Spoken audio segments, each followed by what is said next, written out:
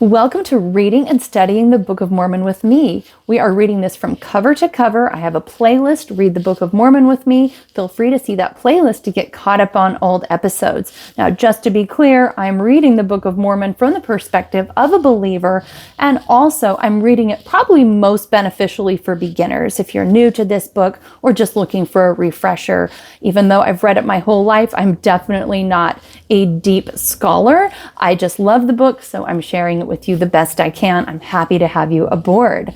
Now, be sure to see the description if you want to see ways you can get a copy of the Book of Mormon, or just feel free to listen. Either way, whatever works for you.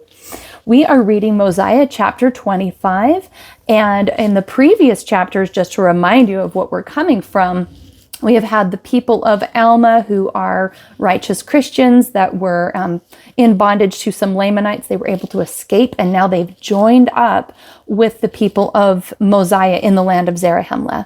And that is what's happening in this chapter, is this lovely, meeting of these groups of people.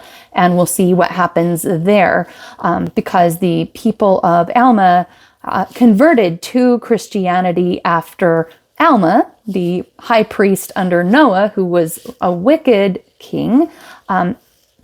Noah killed the prophet, who was the prophet Abinadi, who was testifying of Christ. But his priest Alma overheard all the testimony and converted to Christianity. And then there was a following after him, and those are the people of Alma that now had to flee for safety, and they are now reuniting with their brethren in the land of Zarahemla, which they have common ancestry there. So, all right, we'll start with just a little summary. And of course, what we're looking for is, yes, the story's interesting, wonderful, and great, but we're always looking for if there's any principle that we can learn that can help us in our own lives. Because remember, we approach this like scripture, not like a history textbook. So a history textbook is great. There's awesome stories, and we like learning that things actually happened, but that's not how we're approaching this. We're approaching this as scripture, meaning there are deeply embedded symbolic things in here. There are eternal truths in here. There's messages from God in here. And so, there's stuff that's ponder worthy. I do go through it pretty quickly. And so, if it's too quick for your taste, of course, you can download the Book of Mormon app, find Mosiah 25, read it and ponder it in a slower manner. Feel free to do that.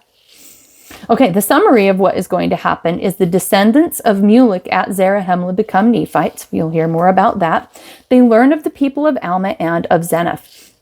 Alma baptizes Limhi and all his people. Mosiah authorizes Alma to organize the Church of God. So, of course, also the people of Limhi are coming to Zarahemla as well, which is another break-off group that wanted to be baptized as Christians, but they could not find someone with authority willing and able to do that. But that changes here because they have run into people that have the authority to baptize. So yay! Lots of baptism. Verse 1, now King Mosiah caused that all the people should be gathered together. And of course, King Mosiah is in Zarahemla. This is kind of like the desired land that everyone's been wanting to get to because it's free and it's Christian. So the people of Alma wanted to get there, and the people of Limhi wanted to get there, and now they're finally there. They've been able to break out of captivity, and they're finally in this one happy group that they can all worship. Yay, wonderful. So King Mosiah is a Christian king. He gathers his people together. Now, there were not so many of the children of Nephi, or so many of those who were descendants of Nephi, as there were of the people of Zarahemla, who were descendants of Mulek, and those who came with him into the wilderness. Now, I don't want to rabbit hole us too hard on this, but in the land of Zarahemla, there's two groups of people. Before the people of Alma and before the people of Limhi come join in, you've just got the people of Zarahemla, and those are Nephites and Mulekites. And the Nephites are the people who go clear back to the beginning of the Book of Mormon. But the Mulekites were some people that were discovered in another community elsewise, and then they merged with the Nephites. So it's saying that there are actually more native Mulekites in this group than Nephites. So anyway, let's see, verse 4. Now all the people of Nephi were assembled together, and also all the people of Zarahemla, and they were gathered together in two bodies. And it came to pass that Mosiah did read and caused to be read the records of Zeniff to his people. Yea, he read the records of the people of Zeniff from the time they left the land of Zarahemla until they returned again.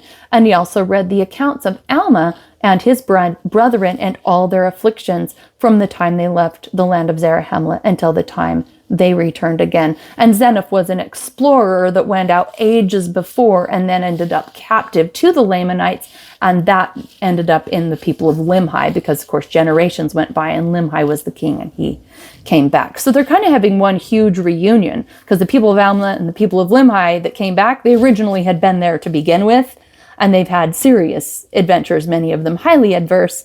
And so anyway, Mosiah is reading the history of the Limhiites who were the Zeniphites. I know it's a lot, but I've said this on other episodes as well. If you get a little lost, you can download a Book of Mormon chronology. Just Google it. You'll find a Book of Mormon chronology and you can see how this all works. But this is one of the best/worst sections of the Book of Mormon as far as it comes to tons of crisscrossing groups of people. It happens in multiple places, but it's just hang in there and don't overthink it. All right. Now, when Mosiah had made an end of reading the records, his people who tarried in the land were struck with wonder and amazement, for they knew not what to think. For when they beheld that those who had been delivered out of bondage, they were filled with exceeding great joy.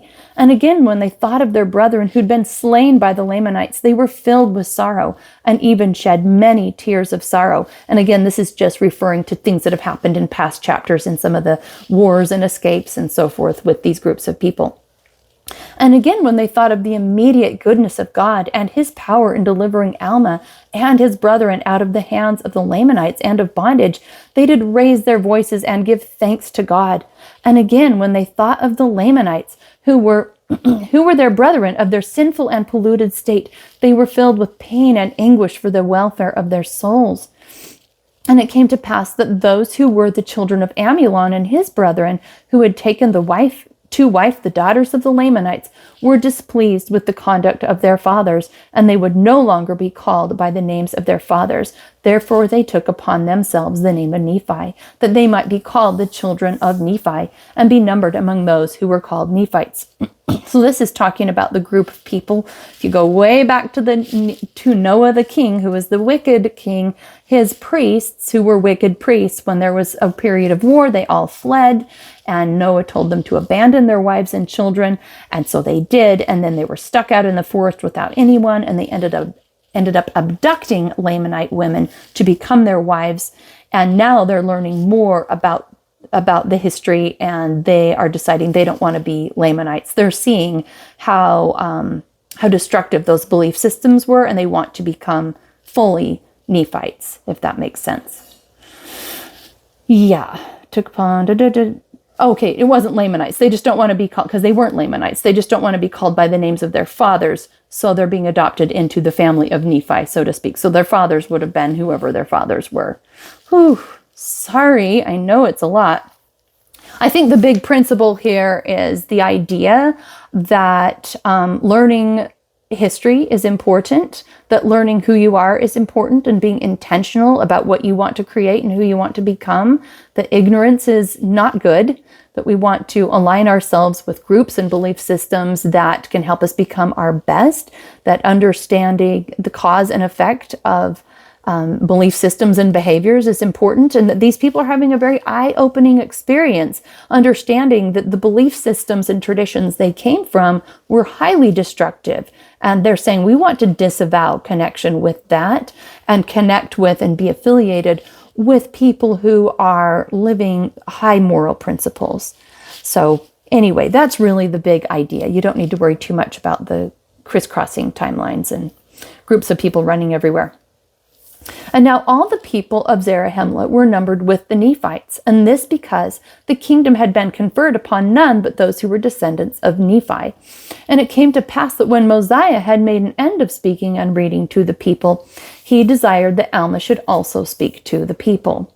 And Alma did speak unto them. Okay, so King Mosiah, of course, the king of those in Zarahemla, and then we have Alma the prophet, who became a prophet after hearing Abinadi preach, and Abinadi was martyred, and then Alma was converted and became a prophet and had a following, and now he migrated over to the land of Zarahemla. Now he is this new imported prophet. We have two prophets in town now, Mosiah, the king prophet, and Alma, who is a prophet over his people as well.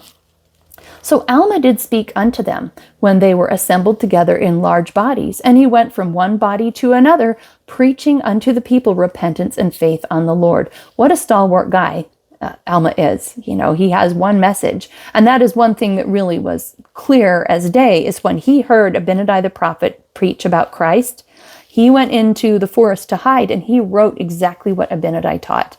And then when he was creating or amassing a following of people who wanted to become Christian, he only taught what Abinadi taught, and he instructed the teachers underneath him to only teach those things that he was teaching them that Abinadi taught. So he's keeping the doctrine as pure as possible, which is important so that he's not becoming like, raising up priestcraft, like, oh, now we've got a following, now it's all about me. He's keeping it completely pointing to the Lord, faith, repentance, and faith on the Lord.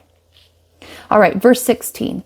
And he did exhort the people of Limhi and his brethren, all those who'd been delivered out of bondage, that they should remember that it was the Lord that did deliver them. Don't you love the clarity of that message of Alma? He's all about Christ, all about the Lord. That is everything he's teaching, everything he's preaching. His message is unrelenting.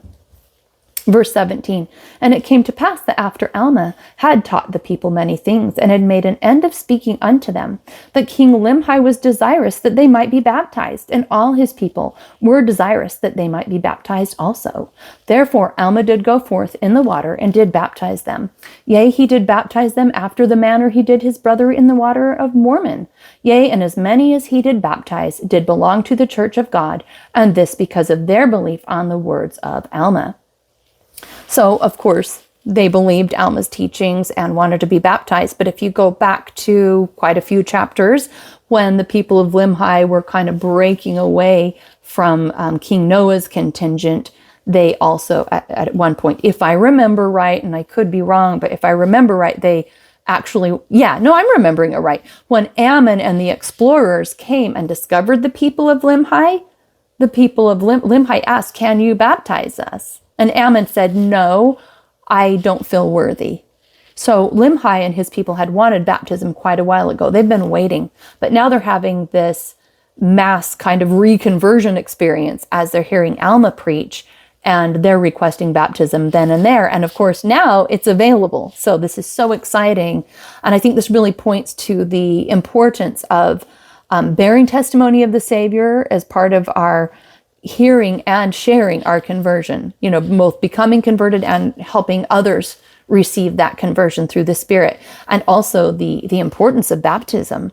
The baptism is very, very important. It's this moment in time where you specifically, physically covenant with the Savior to take his name on you and to try to live your life, model it after him, and to mourn with those that mourn and comfort those that stand in need of comfort. It's very important. So Limhi's people had waited a while to get to this part where they can be baptized, and it's finally happening. So that's wonderful.